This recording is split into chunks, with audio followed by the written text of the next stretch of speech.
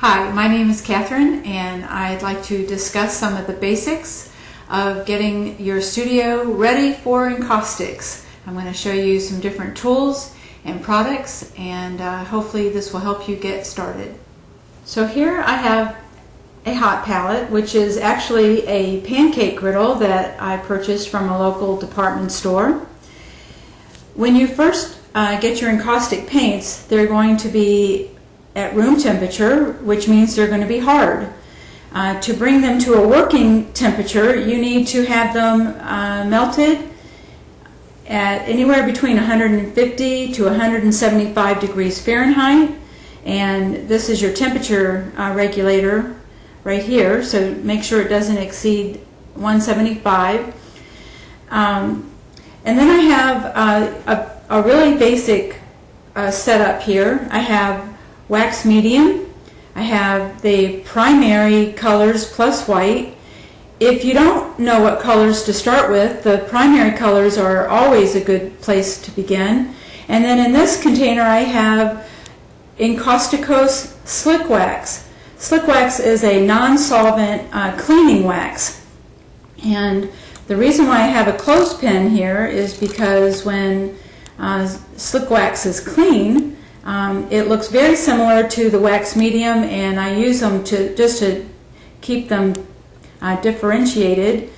And also the clothespin allows me to manipulate and move my tins around without actually having to come into contact with the tins themselves, because remember they're hot as well.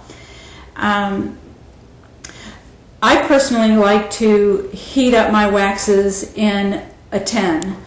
Some artists really like to just have a smaller amount of wax available, and they'll melt what they need as they need it. So really either way you want to go about that is fine. You can think of the wax medium as a paint extender, as a base coat and as a top coat. So if I want to thin out any of my pigments, I can just take a little bit of the wax medium and add that to my wax. That's one thing that you can do with wax medium. Again, it's a perfect base coat, and it's also the ideal top coat for any of your encaustic mediums. Enkaustikos manufactures very heavily pigmented paint, so the wax medium comes in handy for making glazes as well. And the slick wax is perfect for if I want to change colors. Say I have this blue on my brush, wipe off the excess, dip it in the slick wax,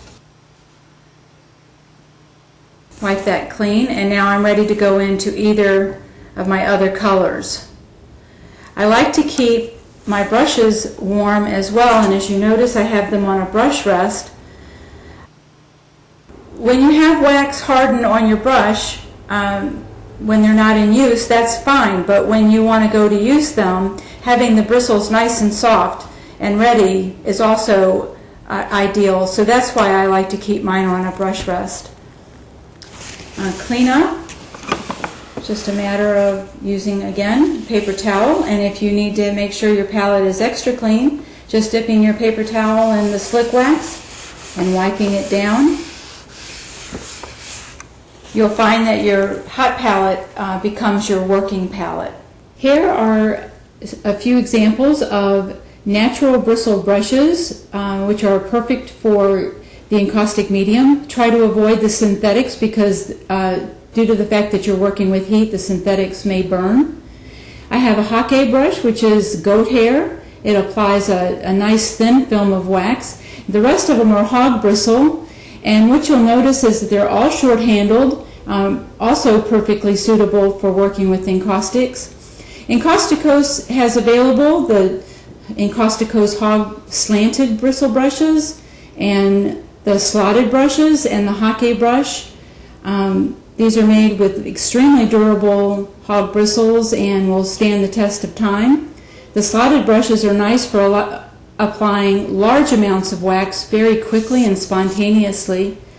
And again, the hake lays down a nice thin film, so you get a nice variety. The nice thing about Encaustics is that it allows you to explore other products, such as pottery tools for carving and scraping, and pottery loops, again for carving. This is a large scraper here, ideal for scraping large areas. Even your palette knife is a really nice tool for manipulating and applying and moving the wax around.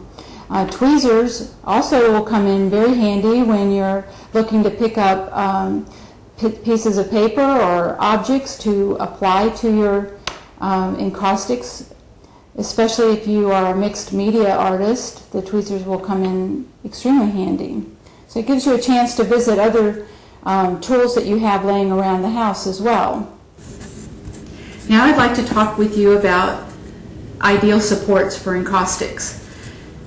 First, they need to be absorbent. And secondly, it's ideal if there are also rigid supports.